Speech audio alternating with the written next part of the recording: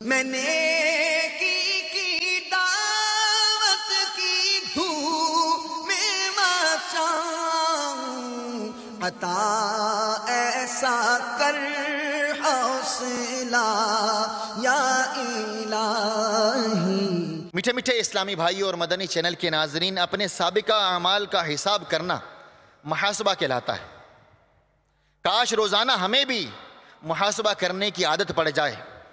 اپنے نفس کے ساتھ تمام دن کا حساب کرنے کی سعادت مل جایا کرے، اور یوں ہمیں ہمارے سرمایہ اعمال یعنی نفع و نقصان کی معلومات ہوتی رہیں کہ جس طرح شریک تجارت سے حساب لینے میں بھرپور کوشش کی جاتی ہے، اسی طرح نفس کے ساتھ بھی حساب و کتاب میں بہت زیادہ احتیاط ضروری ہے، کیونکہ نفس بہت چالاک اور ہیلا ساز ہے۔ یہ ہمیں اپنی سرکشی میں بھی اطاعت کے لباس پیش کرتا ہے تاکہ برائی میں بھی ہمیں نفع نظر آئے،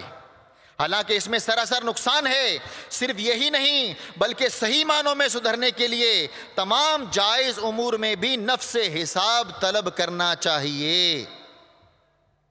اگر ہمیں اس میں نفس کا قصور نظر آئے تو اس سے سختی کے ساتھ کمی پوری کروانی چاہیے، جیسا کہ ہمارے اسلاف کیا کرتے تھے۔ ایک بہت بڑے عالم اور تابعی بزرگ حضرت سیدنا احنف بن قیس رضی اللہ تعالیٰ عنہ رات کے وقت چراغ ہاتھ میں اٹھا لیتے اور اس کی لو پر انگوٹھا رکھ کر اس طرح فرماتے، اے نفس، تو نے فلاں کام کیوں کیا، فلاں چیز کیوں کھائی؟ اللہ عز و جل کی ان پر رحمت ہو اور ان کے صدقے ہماری مغفرت ہو۔ یعنی اپنا محاسبہ کرتے، اگر میرے نفس نے غلطی کی ہو تو اس کو تنبیہ ہو کہ یہ چراغ کی لو جو کہ بہت سی ہلکی آگ ہے، پھر جب یہ ناقابل برداشت ہے تو جہنم کی بھیانک آگ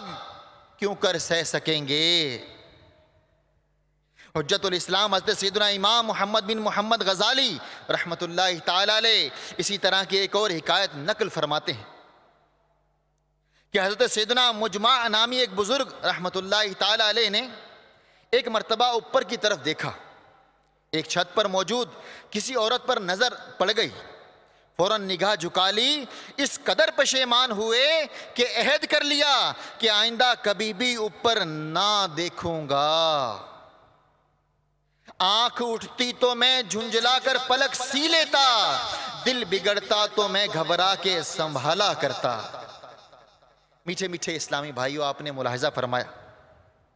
ہمارے اسلاف کی کس قدر مدنی سوچ ہوا کرتی تھی کہ غلطی سے نظر نہ محرم پر جا پڑی، اچانک پڑ جانے والی نظر معاف ہونے کے باوجود بھی انہوں نے کبھی اوپر نہ دیکھنے کا عہد کر لیا، مستقل آنکھوں کا قفل مدینہ لگا لیا۔ آقا کی حیا سے جھکی رہتی تھی آنکھیں، آنکھوں پہ میرے بھائی لگا قفل مدینہ۔ میرے میٹھے میٹھے اسلامی بھائیوں اور مدنی چینل کے ناظرین، آج ہم بھی اپنا ذہن بنائیں۔ آج ہم اپنے بزرگان دین کے بارے میں سن رہے ہیں کہ یہ کس طرح اپنے نفس کا محاسبہ کیا کرتے تھے۔ آج ہم بھی اپنا ذہن بنائیں، اگر خدا نہ خواستہ ہم سے بھی کوئی غلطی ہو جائے، گناہ ہو جائے، تو ہمیں بھی چاہیے کہ فوراً سچی توبہ کر لیں اور عہد کر لیں کہ آئندہ یہ گناہ نہیں کریں گے، اور اے کاش یہ ذہن بھی بن جائے، یہ سوچ بھی بن جائے کہ ہم بھی اپنے نفس کو سزا دینے والے بن جائیں۔ حضرت سیدنا ابراہیم بن ادم رحمۃ اللہ تعالی علیہ ایک مرتبہ غسل فرمانے کے لیے کسی حمام پر گئے، حمامی نے آپ کو روک کر درہم یعنی روپے طلب کر لیے اور کہہ دیا کہ اگر درہم نہ ادا کیے تو داخل نہ ہونے دوں گا۔ اس پر یہ کہنے پر آپ رحمۃ اللہ تعالی علیہ نے رونا شروع کر دیا۔ حمامی نے پریشان ہو کر عرض کی، اگر آپ کے پاس درہم نہیں تو کوئی بات نہیں، آپ ویسے ہی غسل فرما لیجئے، آپ رحمۃ اللہ تعالی علیہ پہ قربان جائیے۔ کیسی مدنی سوچ تھی! آپ نے ارشاد فرمایا، اس وجہ سے نہیں رویا کہ آپ نے مجھے روک دیا ہے، بلکہ مجھے تو اس بات نے رلا دیا کہ درہم نہ ہونے کی وجہ سے آج مجھے ایسے حمام میں جانے سے روک دیا گیا جس میں نیکوکار گناہگار سبھی نہاتے ہیں۔ اگر نیکیاں نہ ہونے کی بنا پر کل مجھے اس جنت سے روک لیا گیا جو صرف نیکوں کا مقام ہے تو میرا کیا بنے گا۔ میٹھے میٹھے اسلامی بھائیوں اور مدنی چینل کے ناظرین، ان نفوس قدسیہ کے واقعات جو پاک پروردگار عز و جل کے پرہیزگار بندے ہیں، جن کے سروں پر اللہ رب العزت نے ولایت کے تاج سجائے ہیں، ملاحظہ فرمائیے کہ کس قدر اپنے آپ کو سدھارنے کا جذبہ رکھتے تھے، اور ہماری تعلیمات کے لیے بھی۔ میرے میٹھے اور پیارے پیارے اسلامی بھائیوں، ہمیں بھی نیکیوں کی طرف بڑھ جانا چاہیے، اللہ تعالیٰ کی بارگاہ میں سچی توبہ کر کے نیک اعمال کرنے کا عہد کر لینا چاہیے کہ میں بھی اب گناہ نہیں کروں گا۔ اچھے ماحول کی طرف بڑھ جانا چاہیے کہ اچھا ماحول جب مل جاتا ہے تو الحمدللہ عز و جل نیکیاں کرنے کا ذہن بننا شروع ہو جاتا ہے کہ جب اچھوں کی صحبت میں رہیں گے تو اچھی بات سننے کو ملے گی، قرآن پاک کی تلاوت کرنے کا ذہن بنے گا، 5 وقت کی نماز پڑھنے کا ذہن بنے گا، پیارے آقا میٹھے مدنی مصطفیٰ صلی اللہ تعالیٰ علیہ وسلم کی پیاری پیاری سنتوں پر عمل کرنے کا ذہن بنے گا۔